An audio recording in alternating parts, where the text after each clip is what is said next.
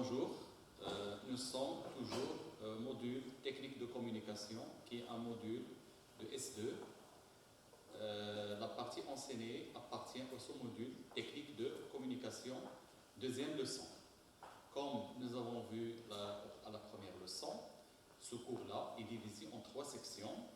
Première section concerne la communication scientifique écrite. La deuxième section concerne la communication scientifique orale. Et la troisième section concerne la communication scientifique affichée. Cette leçon, deuxième leçon, concerne toujours la communication scientifique écrite. Un petit rappel de ce que nous avons vu à la première leçon. Il s'agit de la composition, la structure standard d'un article scientifique. Nous avons vu qu'un article scientifique original est composé des sections suivantes. Et chaque section, nous avons vu les caractéristiques pendant la première leçon.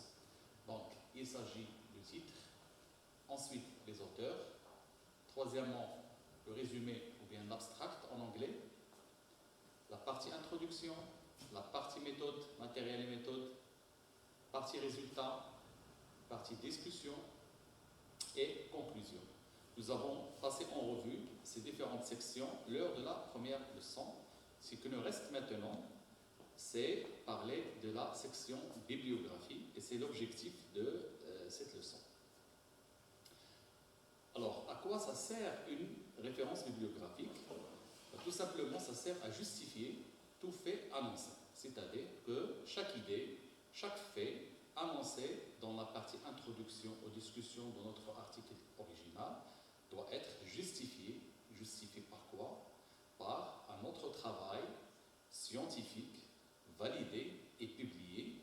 Et donc, au lieu d'apporter tout le travail, on apporte la référence de ce travail et le lecteur pourra choisir, chercher ce travail à partir de sa référence. Deuxièmement, on place où ces références-là dans notre texte ou bien dans notre manuscrit qui s'appelle un article original. Alors la référence, elle est appelée le plus tôt possible après l'annoncé du fait.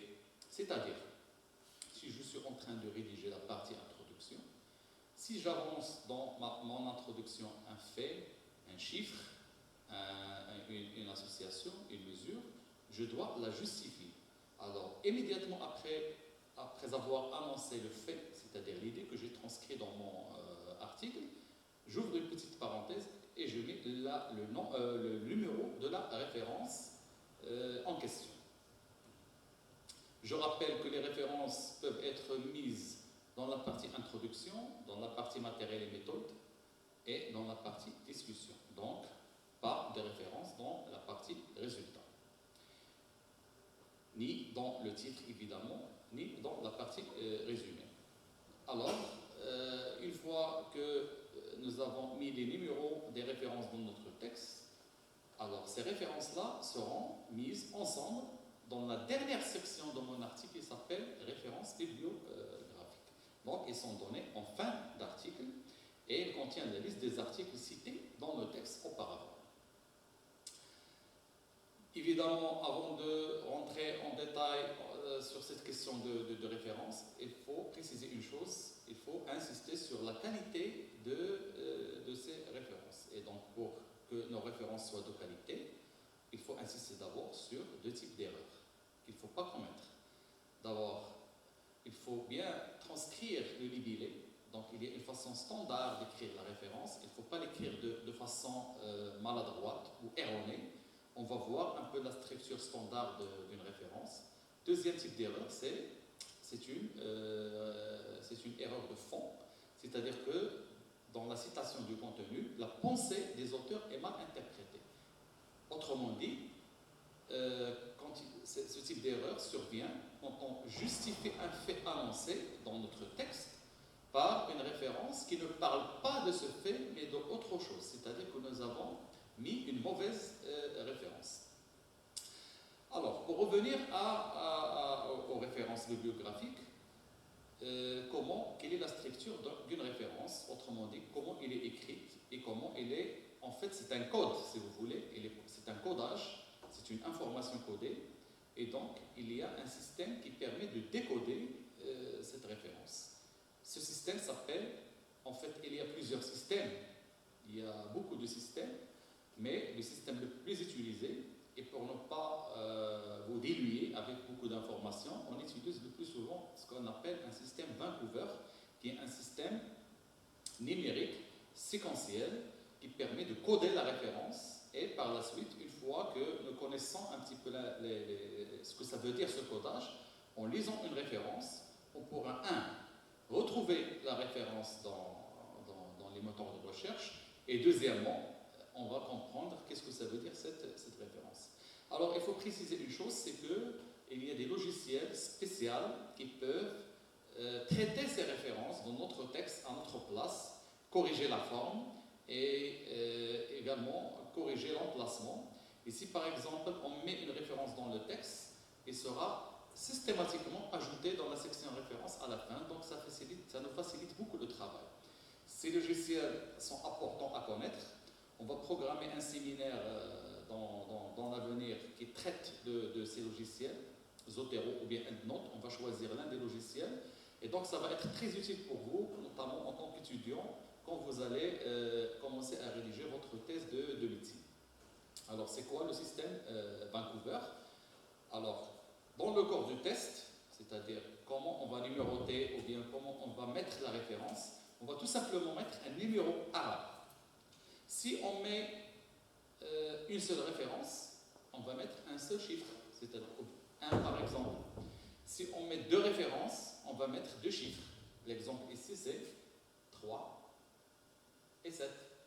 Si on met, par exemple, ici 5 références, c'est-à-dire 16, 17, 18, 19 et 20, ben, au lieu de mettre tous ces chiffres, on va mettre 16, tiré du 6 et 20 et on ferme la parenthèse. Ça veut dire que pour cette idée-là, j'ai utilisé 5 références et elles sont numérotées à la fin du numéro 16 au numéro 20. Il faut également insister sur une chose, c'est que, comme on pourra dire comme ça, de manière un peu simplifiée, premier venu, premier servi. C'est-à-dire que la première référence que je mets dans le texte prendra un rang. Donc la première référence prendra le numéro 1, la deuxième 2, la troisième 3, et en fonction de l'évolution de mon texte, chaque référence prendra le numéro suivant, de telle sorte à ce que j'aurai un ordre numérique et non pas alphabétique. Et à la fin, dans la partie section qui est réservée aux références, à la fin du texte, je trouverai les références qui sont classées en fonction de leur ordre d'apparition dans mon manuscrit et bien sûr en chiffre arabe. Quel est le modèle? C'est-à-dire, on a parlé tout à l'heure de codage. La référence est un code, donc qu'il faut interpréter. Alors, ce codage-là, bien sûr, toujours selon le système Vancouver, il diffère selon qu'il s'agit d'un article scientifique ou bien d'un bouquin, par exemple. Parce qu'on peut également mettre une référence, si je trouve une idée dans un bouquin et que je veux utiliser cette idée dans mon texte, alors je mets la référence à partir de ce bouquin. Alors comment? Commençons par l'article. C'est la structure type d'une référence à partir d'un article scientifique selon le système Vancouver. Alors on regarde d'abord les auteurs, ça commence toujours par les auteurs, on met le nom suivi par les initiaux, le prénom, pardon, suivi par les initiaux du prénom, avec un virgule, deuxième auteur, nom, suivi par les initiaux du prénom, troisième auteur, le nom, suivi par les initiaux du prénom. Évidemment, on a parlé dans la première leçon du nombre d'auteurs. Je répète, si le nombre d'auteurs est inférieur à 7, je mets tous les auteurs. Si le nombre des auteurs est supérieur à 7, à ce moment-là, je mets les 3 premiers, suivis de la mention « et al ». Ça se trouve dans la première leçon. Après, partie auteur, je mets un point. Deuxième partie de ce codage, en fait, c'est un codage, je mets le titre de la publication que j'ai citée. Par exemple, ici, comment écrire une référence d'article aux normes de Vancouver. Et je mets un point. Donc ça, c'est le titre de l'article que j'ai utilisé comme référence. Enfin, après le point, je mets les initiaux du journal dans lequel cet article est publié. Par exemple, ici, New England Journal of Medicine, bien sûr, on va utiliser cette forme-là qui est imposée par la revue dans laquelle on va publier. Après vient sans virgule, sans point, ni rien du tout, espace, on a l'année de la publication. Et ça, c'est très important parce que plus la publication elle est récente, plus elle a de la valeur. Plus elle est ancienne, plus elle risque d'être périmée ou bien d'informations obsolètes. Donc, évidemment, il faut toujours essayer d'utiliser les dernières références qui traduisent les dernières avancées en termes de niveau de connaissance. Après ça, après l'année de publication, je mets point virgule de cette manière-là, suivi par, ça c'est le numéro de volume, par exemple ici volume 12, 2 points, ça c'est la page, ou bien les pages qui contiennent cet article, parce qu'une revue, il est composé de plusieurs pages, donc une revue, une édition, un volume contient plusieurs articles. Par exemple ici, cet article-là se trouve à partir de la page 1045 jusqu'à la page 1048. Si vous avez remarqué, on met 1045-6 et là je mets seulement 8. Pour ne pas mettre 1448, je mets seulement 8. Donc pour économiser de l'espace. Donc ça c'est un style qui s'appelle le style de Vancouver qui est standard. Si par exemple vous allez vers PubMed et vous trouvez un article et vous voulez importer la référence, cette référence-là sera importée sous cette forme. Et donc, elle est standard. Donc, ça, c'est ce qui concerne la référence dans l'article. Alors, qu'en est-il de la référence d'un livre, par exemple? C'est un peu différent. Donc, ça, c'est... je commence par, le nom de l'auteur, puis suivi du titre le titre du livre, puis de l'édition, du moment de l'édition, et 2 points de la page, par exemple, sur le livre dans laquelle se trouve ma référence, ou bien l'idée que j'ai prise sur ce livre et que j'ai utilisée dans mon texte comme référence. Donc voilà. On va faire un autre séminaire concernant l'usage de ces logiciels, EndNote ou bien Zotero. La différence, c'est que Zotero, elle est gratuite, qui peuvent traiter de manière automatiquement ces références.